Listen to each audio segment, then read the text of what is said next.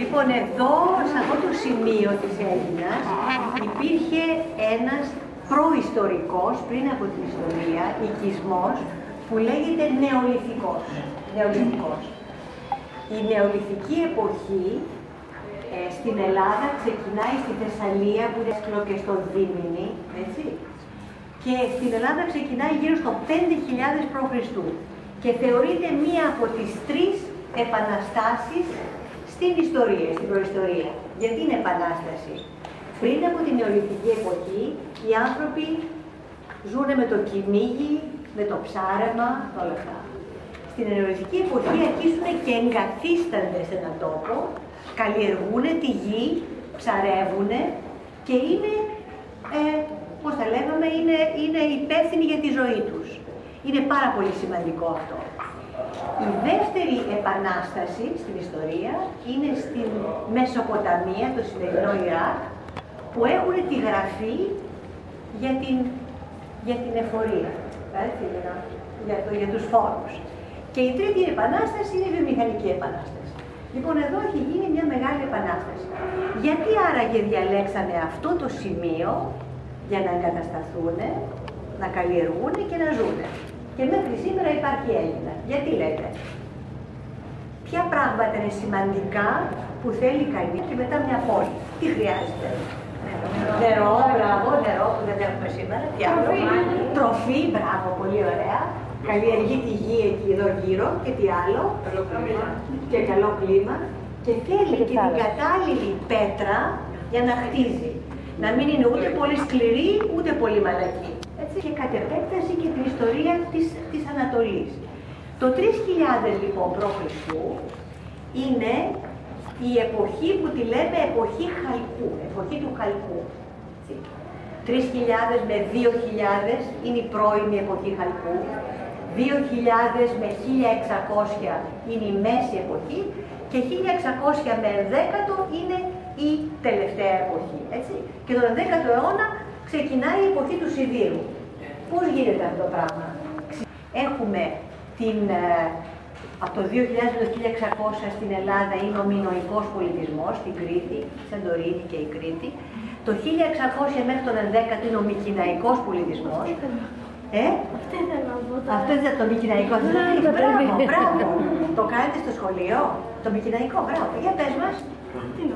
Δεν μας πείτε το μικηναϊκό πολιτισμό. Εδώ έχεις δει ότι έχει τύχη στην Αίγινα που είναι μικηναϊκής εποχής. Πώς τα λέμε αυτά τα τύχη που είναι στις Μικίνες? Κυκλόπια. Κυκλόπια. Γιατί ντρέπεσαι? Δεν έχουμε, 5 άνθρωποι είναι εδώ. Λοιπόν, 1600 με 10 είναι μικηναϊκή και έχουμε μικηναϊκά κατάλοιπα στην Αίγινα. Υπάρχουν τείχοι, υπάρχουν δρόμοι, υπάρχουν μικηναϊκής εποχής.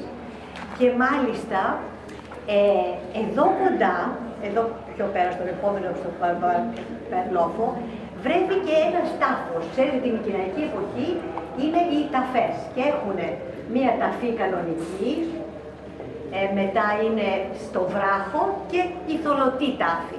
Εδώ λοιπόν κοντά, σε ένα θολωτό τάφο, βρέθηκε ένας καταπληκτικός θησαυρός. Το ξέρετε? Αυτός λέγεται ο θησαυρός της Αίγινας. Ο θησαυρός αυτός λοιπόν της Αίγινας βρέθηκε σε έναν τάφο, χαμένος, και είναι μάλλον μινωικής εποχής. Δηλαδή, οι Μινωίτες ήρθανε στην Αίγινα και κάτι πληρώσανε, κάποια ανταλλαγή έγινε και είναι μια μινωικής εποχής κοσμήματα, τα οποία βρίσκονται, αντί να είναι εδώ, στο Βρετανικό Μουσείο. Έτσι. Α, ναι, είχαμε την τύχη να δούμε.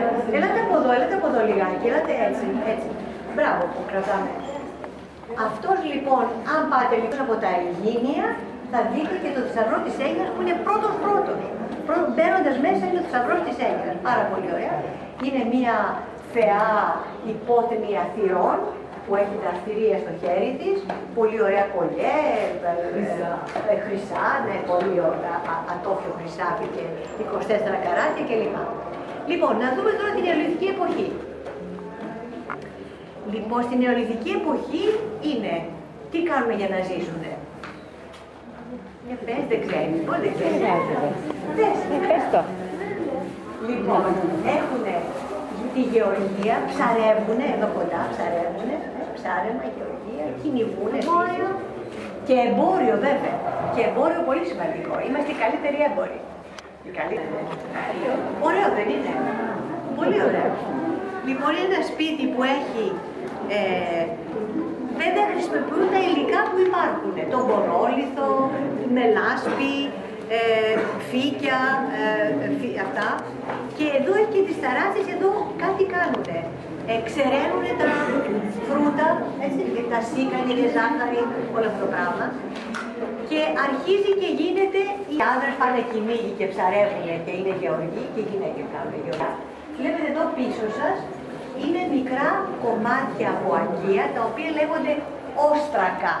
Όστρακα. Θυμόσαστε στην αρχαία Αθήνα, όταν δεν τους άρεσε ένας πολιτικός, τι κάνανε? Το μάτου, εκεί, πάνω στο όστρακο, και όταν μαζεύαν 6.000 όστρακα, τον έστελναν έξω από την Αθήνα για 10 χρόνια. Και όταν βγήκε αυτά. Και έχουμε πιθάρια εκεί πίσω για το λάδι, που είναι πάρα πολύ σημαντικό το λάδι. Δεν χαλάει όπως το βούτυρο, μένει 2-3 χρόνια. Μεγάλη. Πρέπει να ξαναγυρίσουμε στην εποχή του λαδιού, γιατί όλα γίνονται με το λάδι. Ακόμα και ένα λαδό που λαδώνεις, και το λάδωμα με λάδι γίνεται. Λοιπόν, έχουμε αυτά τα αγκία που είναι με το χέρι και συνεχίζουμε μετά, θα δούμε πώς είναι η εξέλιξή τους. Τι ερωτήσεις έχετε καμιά ερώτηση? Με τις ερωτήσεις προχωρούμε, ξέρετε. Επίσης, φτιάχνουν και μερικά αγαλματάκια, αγαλματίδια, που είναι μικρά συνήθως, είναι από πυλό, και αυτά είναι γυναίκες. Συνήθως πολύ παχές γυναίκες. Το πάχος ήταν πιο ομορφιά, αλλά λιμού επιβιώνει με το πάχος. Λοιπόν, αυτές δεν ξέρουμε ακριβώς τι είναι. Θεότητες είναι, μητέρες, γιατί είναι μια εποχή που παλιά λεγόταν μητριαρχία. Πολύ συχνά δεν ξέρουν, οι γυναίκες αυτές γεννάνε μερικά παιδιά και δεν ξέρουν από πού έρχονται τα παιδιά. Κάποια στιγμή λοιπόν που καταλαβαίνουν πώς γίνονται τα παιδιά, αλλάζει το σύστημα και γίνεται πατριαρχία. Συμφωνούν οι κύριοι? Λοιπόν, εδώ είναι τα μικρά ειδόλια αυτά. Πολύ απλά, σταυροειδή, στην Θεσσαλονίκη.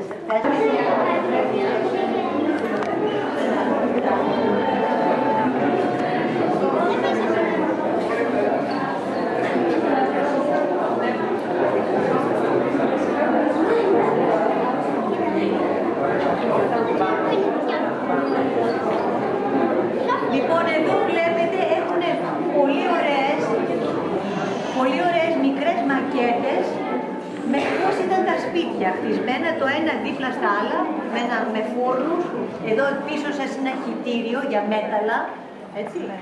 Ο χαλκός έρχεται από την Κύπρο, Κούπρα, Κύπρος, έτσι, από την Κύπρο. Ο κασίτερος είναι πολύ πιο σπάνιο υλικό, σύμφωνοι, και μέχρι τον 10ο αιώνα χρησιμοποιούν χάλκινα, όπλα κλπ. Από τον 11ο αρχίζει η εποχή του Σιδήρου, 11ος με 8ος είναι μια εποχή που για την Ελλάδα είναι, θα λέγαμε έτσι, κάτι σαν μεσαίωνα. Δεν υπάρχει ούτε αρχιτεκτονική, ούτε γραφή, ούτε τίποτα. Ενώ πριν από αυτό, στην Μυκηναϊκή εποχή, έχουμε την καταπληκτική γραφή, τη γραμμική Β. Τα ελληνικά που μιλάμε σήμερα ξεκινάνε από τη Μυκηναϊκή γραμμική Β. Δηλαδή, μία λέξη σαν Wanax, με W-Α είναι ο σημερινός Άναξ. Πάρα πολλές λέξεις που χρησιμοποιούμε σήμερα και είναι και ομιλικές, βεβαίως το αλφάβητο που έχουμε σήμερα είναι φωνητικό, δεν είναι γραμμικό, αλλά οι λέξεις είναι οι ίδιες. Τώρα, θα σας θυμίσω πότε είναι ο Τροϊκός πόλεμος, έτσι, για να τα βάλετε έτσι σε μια σειρά. Ο Τροϊκός πόλεμος είναι το 12ο αιώνα. 1180 ο Τροϊκός πόλεμος, ο Αγαμέμνονας. Θυμόσαστε, παιδιά, καθόλου τον Αγαμέμνονα? Ποιος είναι εδώ? Ποιος είναι εδώ? Θυμάστε τον Αγαμέμνονα? Όχι, δεν υπάρχει μαγείο. Λοιπόν, να τους λέτε παραμύθια και μύθους, έτσι, έλεγε, ρωτήσαν τον Αϊνστάιν πώς να κάνουν και τα παιδιά μας να είναι έξυπνα και τους είπε να τους λέτε παραμύθια. Λοιπόν, το 10ο λοιπόν ο Τροϊκός πόλεμος, είπαμε 11ος με 8ος είναι η γεωμετρική εποχή, θα δούμε αγγεία γεωμετρικής εποχής. Μετά 8ος με 5ο είναι η αρχαϊκή, τα αρχαϊκά αγάλματα τεράστια που είναι στο Εθνικό Μουσείο. Ο 5ος είναι η κλασική, ελληνιστική με τους Μακεδόνες και μετά έρχονται οι Ρωμαίοι.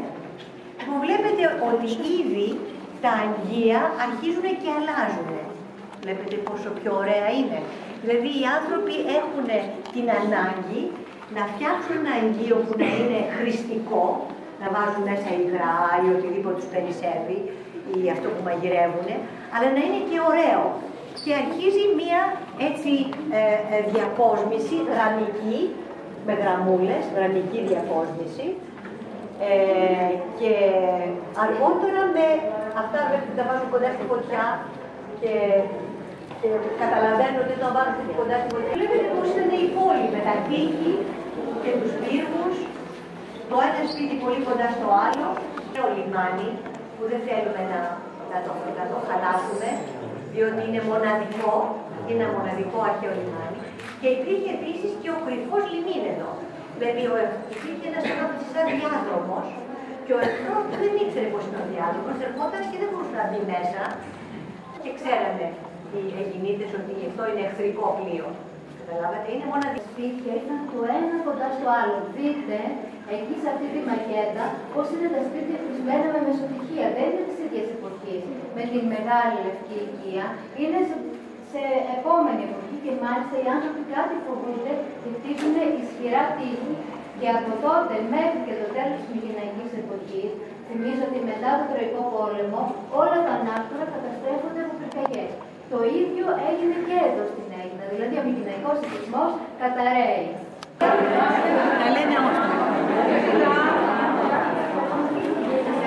Εδώ λοιπόν έχουμε ένα μεγάλο όστρακο που μας δείχνει ένα πλοίο. Αυτός είναι πάνω σε ένα πλοίο, βλέπετε πόσο είναι αστείος λιγάκι. Και εδώ αυτοί τι είναι με τα δώρατα, τι είναι, πολεμιστές. Έτσι, οπότε είναι ένα πλοίο με πολεμιστές που πάει με σκοπό να κατακτήσει αυτό το μέρος.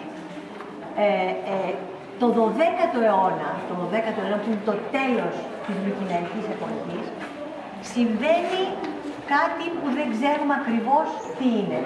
Να ανοίξουμε λίγο. Λοιπόν, τα παιδιά το έχουν μάθει αυτό, τα παιδιά που αναπτύσσουν ένα μότο του δημοτικού, ότι όταν πας σε ένα μουσείο, δεν πας πολύ κοντά στη βιτρίνα, πας λίγο πιο μακριά, έτσι, για να βλέπουν όλοι και να πούνε όλοι. Αυτό είναι πολύ σημαντικό, πολλά μουσεία, και ότι ξέρετε πώς να στεκόσαστε. Ωραία. Λοιπόν, το 10ο αιώνα λοιπόν συμβαίνει κάτι τρομακτικό, ξηρασία, δεν ξέρουμε τι συμβαίνει, και αυτό είναι το τέλος του πολιτισμού. Γιατί σταματάει το εμπόριο. Έχουμε πειρατεία, καταλαβαίνετε τι σημαίνει πειρατεία, πειρατεία. Δηλαδή όταν πας τα εμπορεύματα από τις Μυκήνες, το χρυσό ή τα όπλα, πας να τα εξάγεις στην Ανατολή, ας πούμε, και δεν μπορείς, τότε σταματάει το εμπόριο. Όταν σταματήσει το εμπόριο, σταματάνε τα εργαστήρια του παλατιού, οι χρυσοχόοι κλπ. Οπότε δεν υπάρχουν δουλειές. Υπάρχει ανεργία. Και τότε τι κάνουν οι άνθρωποι? Φεύγουν. Μπαίνουν σε πλοία, έτσι, και πού πάνε? Ποια ήταν η γη της επαγγελίας στην αρχαιότητα, που ήταν πάντοτε πλούσια, η Αμερική, ας πούμε? Ποια ήταν? Τα παράλια της Μικράς Ασίας και κυρίως η Αίγυπτος. Η Αίγυπτος, γιατί η Αίγυπτος έχει τον Νείλο και έχει πάντοτε ψωμί. Έτσι. Πήγανε λοιπόν αυτοί όλοι που τους λένε οι λαοί της θάλασσας, τούτοι εδώ, έτσι, οι λαοί της θάλασσας, πήγανε στην Αίγυπτο, ήταν η εποχή αυτή, ο 12ος αιώνας, που γίνονται πολλά πράγματα. γίνεται ο Τροϊκός πόλεμος και γίνεται και η έξοδος του Μωυσή από την Αίγυπτο, είναι και το 12ο αιώνα που πάει. Δηλαδή τα δόντια από 40 βιογούρουνα για να γίνει ένα τέτοιο κράνο. Και αυτά τα κράνη πηγαίνανε και κατά κάποιον τρόπο κληρονομικά. Δηλαδή, ο πατέρας τα έδινε στο γιο. Ήταν εξαιρετικά ακριβά. Και για να έχει ταφεί κάποιος με τέτοιο κράνος και με τέτοια όπλα, πρέπει να ήταν οπωσδήποτε ηγεμόνας. Δηλαδή, δεν υπάρχει περίπτωση να ήταν ένας απλός πολεμιστής. Οι απλοί πολεμιστές φοράγανε απλά χάλκινα κράνη. Λοιπόν, εδώ έχουμε πάρα πολύ ωραία αγγεία, πάρα πολύ ωραία, και η Θεοδόρα έχει κάνει κάνει αντίγραφα, έχετε κάνει... Εγώ δεν βρίσκονται αυτές οι κούκλες, είναι εκπληκτικές και έχω κάνει αυτή που είναι πίσω, τη βρίσκω τόσο μοντέρνα και είναι όλα πολύ μοντέρνα. Τι κάνουμε και δίνουμε μέσα σε αυτές τώρα. Δεν είναι ίδια βέβαια, αλλά είναι το σχήμα. Λοιπόν, εδώ είμαστε στη Μικηναϊκή αίθουσα και προηγουμένως ο τάφος αυτό ήταν και αυτός Μικηναϊκός, όπως είναι η τάφη που βρεθήκαν στις Μικήνες από το Σλίμαν του 16ου αιώνα. Και να σας θυμίσω, η Μικηναϊκή είναι 16ος, είναι η ύστερη εποχή του χαλκού, 16ος με 11ο αιώνα που αρχίζει η εποχή του Σιδήρου. Έχουμε τα Μικηναϊκά ανάκτορα στις Μικήνες, στην Τυρίδα. Στην Αθήνα υπήρχε Μικηναϊκό ανάκτορο και ένα κομμάτι του Κυκλόπιου τείχους, και στην Πύλο. Στην Πύλο έχουν βρεθεί αυτές οι πύλινες επιγραφές, οι πινακίδες, με τη γραμμική, χιλιάδες, και έτσι μπόρεσε να διαβαστεί. Και θα σας πω ποιος τη διάβασε. Τη διάβασε ένας Άγγλος που ήταν αρχιτέκτονας, που λεγόταν... Ο Εύανς βρήκε την κίνητη αυτή. Ο Εύανς βρήκε το παλάτι της Κνωσού. Πολύ ωραία. Να σου πω πως και τον Εύανς. Λοιπόν, αυτός ο Μιχάλης ο Βέντρης μάθαινε αρχαία ελληνικά. Είχε έναν δάσκαλο που του μάθαινε αρχαία ελληνικά. Και ο δάσκαλος μια μέρα τους πήγε στην Οξφόρδη, στο Μουσείο του Ασμόλιαν, και ήταν ο Εύανς εκεί. Και τον ρώτησε ο Μιχάλης ο Βέντρης, τον Εύανς, του λέει, αυτές τις πινακίδες τις έχετε αποκρυπτογραφήσει, τις έχετε διαβάσει? Του λέει ο Εύανς όχι. Και το έβαλε σκοπό ζωής, γιατί θέλω να σου πω πόσο σημαντικό είναι ένας δάσκαλος, και οι μαθητές κιόλας. Λοιπόν, το έβαλε σκοπό ζωής και αποκρυπτογράφησε τη γραμμική Β, χάρη στις χιλιάδες πινακίδες που βρέθηκαν στην Πύλο. Γιατί στις Μικήνες βρέθηκαν πολύ λίγες και στην Κρήτη ακόμα λιγότερες. Λοιπόν, αυτή η εποχή η Μικηναϊκή είναι μια καταπληκτική εποχή, με τον Άνακτα που την περιγράφει ο Όμηρος, με το παλάτι που έχει την εστία, και οι ραψοδοί τραγουδάνε αυτές τις ραψοδίες. Τα πει ραψοδία? Ράβο της οδές. Έτσι, μία ορδή με την άλλη, ράβο της οδές. Η ραψοδή λοιπόν αυτή. Τα αγγεία, τα οποία εξάγουν επίσης από εκεί και λοιπά. Τώρα θα σας πω κάτι. Αυτά τα αγγεία βρεθήκανε στο σημερινό Ισραήλ, κυρίως στη λωρίδα αυτή της Γάζας, γιατί οι Φιλιστέοι πήγαν και καταστάθηκαν εκεί, στη λωρίδα της Γάζας, που είναι σήμερα η Παλαιστίνη, και το όνομα Παλαιστίνη το έδωσε στη γη του Ισραήλ, το έδωσε ο Αδριανός, ο φίλος μας, ο φιλέλληνας Αδριανός, γιατί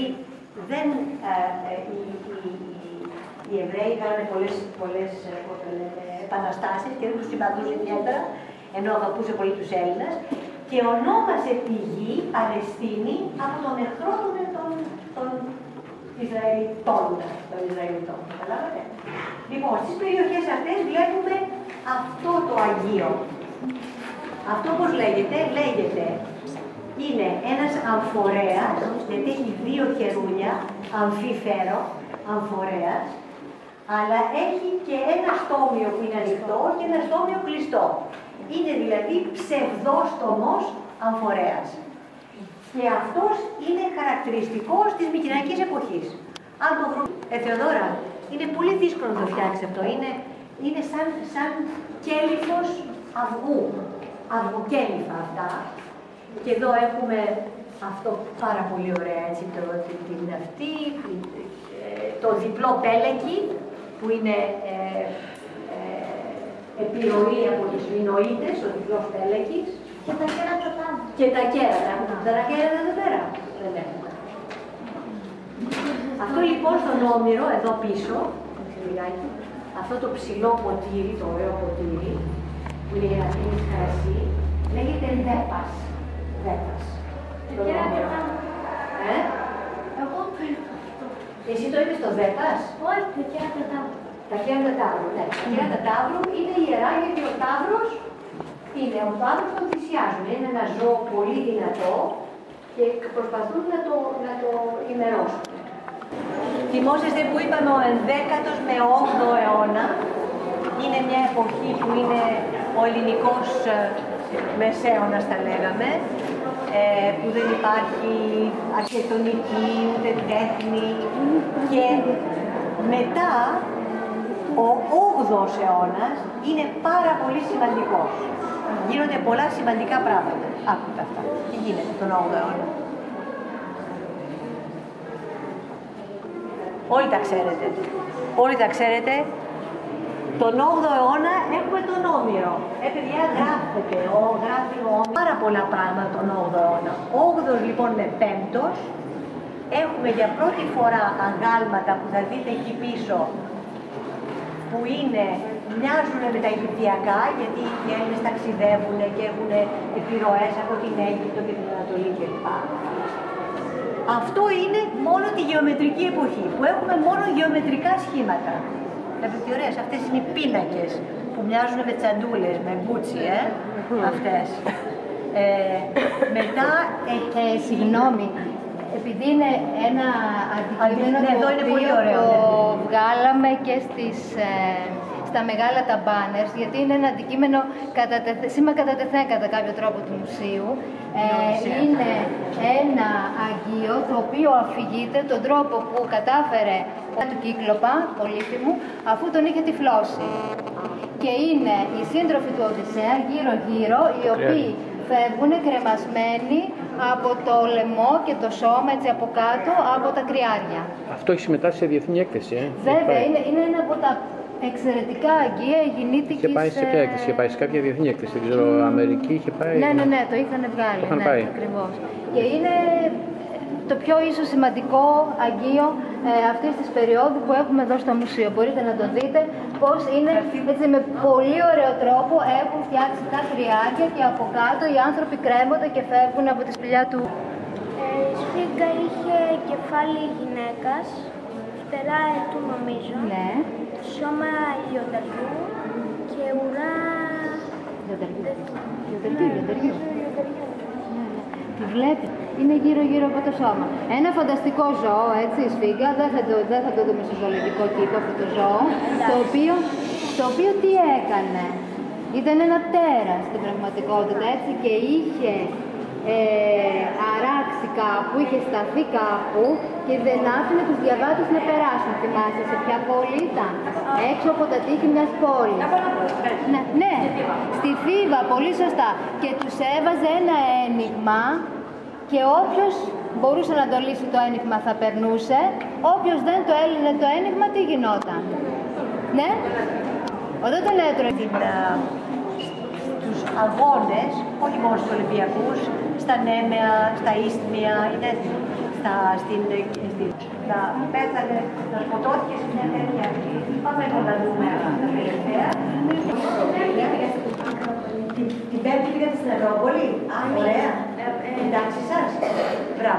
Μπράβο παιδιά. Και υπήρχαν οι οικίες ιερέων, ο βωμός που υπάρχει ακόμα, ο βωμός, η είσοδος στο ναό, και είναι ο μοναδικός ναός που έχει ένα κομμάτι από το δάπεδο. Το δάπεδο ήταν με κόκκινο πυλό φτιαγμένο. Λοιπόν, ο ναός αυτός που είναι με πορόλιθο, γιατί αυτή είναι η πέτρα που υπάρχει στην Αίγινα, είναι περίπου φτιαγμένος γύρω στα 50 χρόνια πριν από τον Παρθενώνα, το 390. Το 490 έγινε μια πολύ μεγάλη μάχη. ήρθαν οι Πέρσες, σε ένα μέρος που είναι κοντά στην Αθήνα, πώς την Αρθιμάκη. Η μάχη του Μάραθώνα. Τη μάχη του Μαραθώνα, 490. Και μετά, όταν ξαναήρθανε, εδώ στο νησί, τι έγινε, η ναυμαχία. Και η Αίγινα έλαβε πολύ μεγάλο μέρος, με 30 πλοία, και ήταν πολύ σημαντική δύναμη, η Αίγινα, σύμφωνη. Και ήταν έτσι σε εχθρότητα με την Αθήνα, γι' αυτό ο Περικλής, που δεν τη συμπαθούσε καθόλου, κατέστρεψε την Αίγινα και τους κατοίκους τους έστειλε στην Αύπακτο και εγκατέστησε εδώ επίκους Αθηναίους. Ναι, ο Τροϊκός πόλεμος. Και το Ανατολικό και το Δυτικό. Είναι ο Τροϊκός πόλεμος, έχουμε τον Ηρακλή εκεί, τους Τρόες, τους Έλληνες, την Αθηνά στη μέση, στο μέσο. Και έχουμε μόνο μερικά κομματάκια. Πού βρίσκονται τα